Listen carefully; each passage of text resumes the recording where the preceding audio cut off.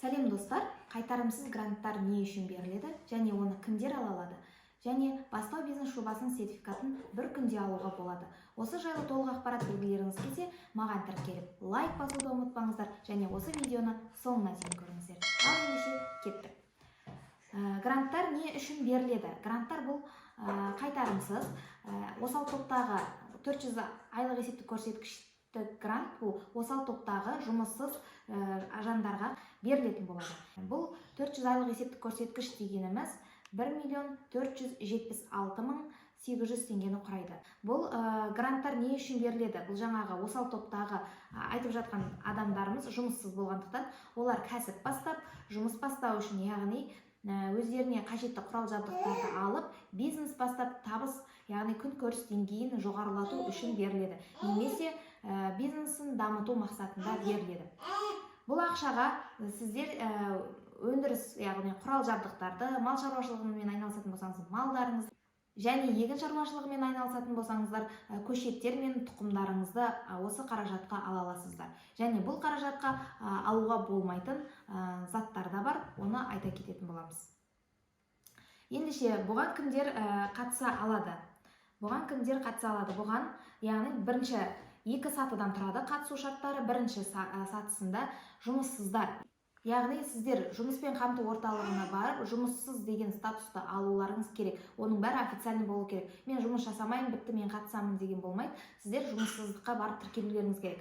Екінші, және егер жұмыссыздыққа тіркелмесеңіз, сізде ИП бар болса, 3 жылдан аспаған, онда сіздер жұмыссыздыққа тіркелмейсіздер. Жұмыссыздыққа тіркелу шарт емес. Ал осы екеуінің біреуі ғой, жұмыссыз немесе ИП болу керек. Екінші шарты, әлеуметтік осал топқа жату міндетті. Осы әлеуметтік осал топтың ішінде сіз жоқ болсаңыз, бұл грант түріне сіз қатыса алмайсыз. Сосын баяғыда 500 мың теңге ұтқан едім, 1.250.000 ұтқан едім, осындай 1.380.000 ұтқан едім деген секілді ұтқан жағдайлар болса, сіздер бұл грант түріне қайтадан қатыса алмайсыздар. Бірақ бұрын қатысып ұтпай қалған болсаңыздар, ұтқанға дейін қатыса бересіздер. Бір адам өмірінде бір рет қана бұл грант түрін ұта алады. Ал ендеше кеттік. Осал топтарға кімдер жатады? Олар көп балалы отбасылар. Көп балалы отбасылардың өзінде балалары 4 баласы 18 жастан асып кетпеген, яғни 4 балаға пособие алып отырған ата-аналар. Оның жұбайы да, анасы да, әкесі де екеуін біреуі қатыса алады. Екінші, әлеуметтік АЕСП алып отырғандар, жағдай күнкөріс аз қамтылған отбасылар, яғни АЕСП алып отырған отбасылар. Сосын мүгедек адамдар кез келген топ қатыса алады дейді, бірінші, екінші, үшінші топ. Бірақ олар ескеретін жайт, еңбекке жарамды болу керек. Еңбекке жарамды болмаса, ол кісілер қатыса алмайды. Сосын қоныс аударушылар, яғни олар оңтүстіктен солтүстікке қоныс аударғандар, жай қоныс аудара салған емес, арнайы мемлекеттік бағдарламамен қоныс аударғандар қатыса алады. Сосын асыраушысынан айырылу жағдайы бойынша көмек алып отырған, яғни опекунство дейді ғой, сол бойынша көмек алып, пособие алып отырған адам қатыса алады. Сосын мүгедек баланы тәрбиелеуші, яғни мүгедек баланы тәрбиелеуші әкесі не шешесі осы грант түріне қатыса алады. Сосын қандастарымыз, яғни баяғыда біз оралмандар деп айтатын едік қой, қазіргі кезде қандастарымыз, қандас мәртебесі барлар, уже азаматтық алып қойғандар емес, данный момент куәлігі, қандас деген куәлігі бар азаматшалар қатыса алады. Толық түсіндірдім деп ойлаймын, кімдер қатыса алатынын. Енді кезек, бұл процестер қалай жүреді? Енді қатысу шартына жаттыңыз, ары қарай не істеймін? Қатысу шартына жатқан болсаңыздар, құттықтаймын. Если қатысу шарттарына жатпайтын болсаңыздар, туған туыстарыңызға қатысу шартына жататын жіберіңіздер, олар да көрсін, білсін, бұл грант түрін алсын. Ал егер жатпайтын болсаңыздар, онда сіздер 5 миллион гранты бар, Кока-кола гранты, Асыл-тас гранты, тағы басқа көптеген жас проект гранттары, сосын субсидиялар бар. Солардың кейбір түрлерін қарап зерттеп, өзіңізге сәйкес түріне қатыса аласыздар. Енді қатысу шартына жататын кісілер үшін кеттік. Енді не істейміз? Сіздер қатысу шартына жаттыңыздар ма? Онда сіздерді құттықтаймын. Енді сіздерге екі зат керек. Ол біріншісі бастау бизнес жобасының сертификаты керек, екіншісі бизнес план керек. Осыны еңбек бизнес KZ деген сайтқа, Google-ға жазасыздар, сол жерге регистрация жасайсыз. Регистрация жасағаннан кейін, міне, қазір мен сіздерге көрсетемін. осы еңбек бизнес kz сайтына кірдіңіз, иә, міне осында. Грант алу кезеңдері енді, жаңа қаржыларына келесіз делік, енді грант үшін қатысу үшін істейміз. Бірінші Google-ға еңбек бизнесі деп жазамыз да, сол сайтқа кіріп регистрация жасап аламыз. Регистрация жасап алғаннан кейін, міне тіркелу деп тұр, бірінші тіркеліп аламыз. Ол үшін тіркелу үшін сіздерде міндетті түрде ECP кілт болуы қажет. ECP кілт болу керек. Оны онлайн ашуға да болады, сонынан да ашуға болады. Флешкада жаздырып аласыздар ғой сол. Енді тіркелдіңіз, тіркелгеннен кейін жеке кабинетіңізге кіресіз де, мәртебені тексеру деген екі қатар тұрады. Біреусі жоғары жағында, екіншісі тағы төмен жағында, тағы да мәртебені тексеру деп тұрады. Бірінші мәртебені тексеруден өтесіздер, екіншісі ол жаңағы грантқа өтініш беретін кезде өтесіздер, ал мынаны сіздер сертификат алу үшін, осы менің кабинетіме кіргеннен кейін мәртебені тексеру батырмасын басасыздар. Басқаннан кейін жаңағыдай неге сай келсеңіздер, қазір мен сіздерге көрсетемін.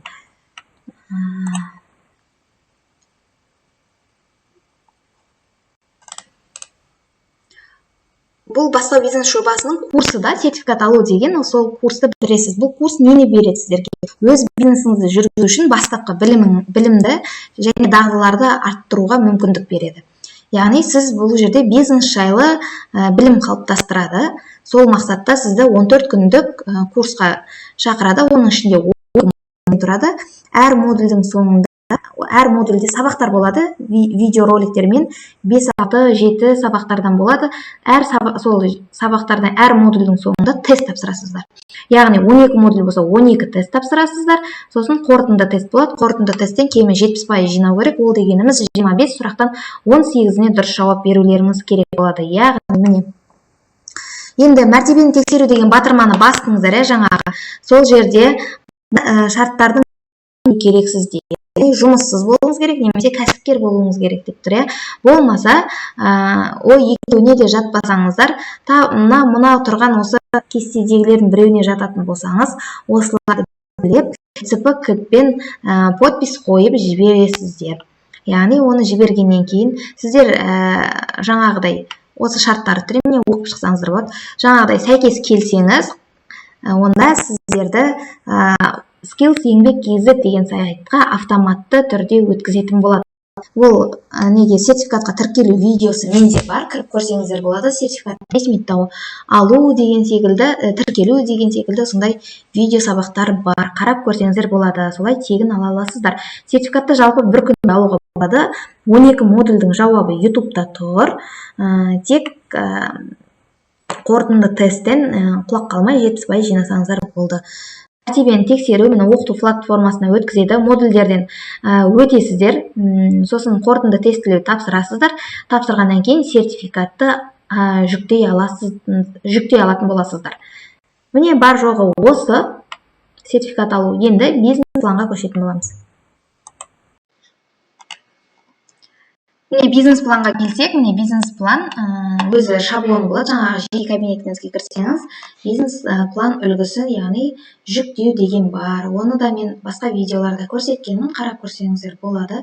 Сол жерден жүктеп аласыздар, міне осылай толтырып шығасыздар. Өзі үлгісінде тұр. Бос ұяшықтарды мына жерде аты-жөніңізді жазасыз, ЖСН-іңізді жазасыз, телефон номеріңізді жазасыз, осылай толтырасыздар. Міне немен айналысасыздар, қалай жүргізесіздер, қанша ақша құрал жабдықтар қандай керек. Сосын әрбір құрал жабдықты кодымен жазасыздар. Іздеген кезде бағасымен шығатындай қылып жазасыздар. Осылай толық толтырып шығасыздар, бағасын келтіресіздер. Мына жерде бұл 1.380.000-ға деп былтырғы пландардан біреуі ғой. Бұл толық план емес, толық толтырылмаған. Бұл жартылай тұрған план. Жақсылап толтырасыздар. Осылай толтырып жазып шығасыздар. Мұнда есептелулері болады. 3 жылдық есептеу қоясыздар. 24, 25, 26 жылдар деп. Сосын мұнда сіздің клиенттеріңізді, если сіз бизнесті бастасаңыз, қандай клиенттер болады, алам деушілер бар ма, кафе, магазиндер ала ма сіздің товарыңызды, қандай нелер алады, солардың данныйлары мен аты жөні, ИП. Сосын мұнда қандай сіздің соперниктеріңіз бар. Соперник емес, енді коллегаларыңыз десек те болады, қандай ИПлар бар, сіз секілді жұмыс жасап жатқан. вот осылай толтырып шығасыз, өте қиындығы жоқ. Тіркеп болғаннан кейін сол жаңағы еңбек бизнес KZ сайтына кіріп, жеке кабинетіңізде мәртебені тексеру деп батырмасын басасыздар. Грант уақыты басталған кезде бизнес планды тіркеуді басасыздар. Өтініш жіберу деген тағы бір батырма бар, соны жіберіп өтініш бересіздер. Сосын сіздер комиссияның шақыртуын күтетін боласыздар. Тағы да сұрақтар болса, описанияда мен телефон номерін қалдырамын. Сол жерге жазып, сұрақтарыңызды, білмеген сұрақтарыңызды қойсаңыздар болады, ақылы консультация алсаңыздар болады. Осылай бизнес пландарыңызды жазғаныңыздар, тексертіп алсаңыздар болады. Тағы басқа сұрақтар болса, жазыңыздар. Осы тегін ақпараттар көріп отыру үшін маған тіркеліп лайк басуды ұмытпаңыздар. Сау саламатта болыңыздар.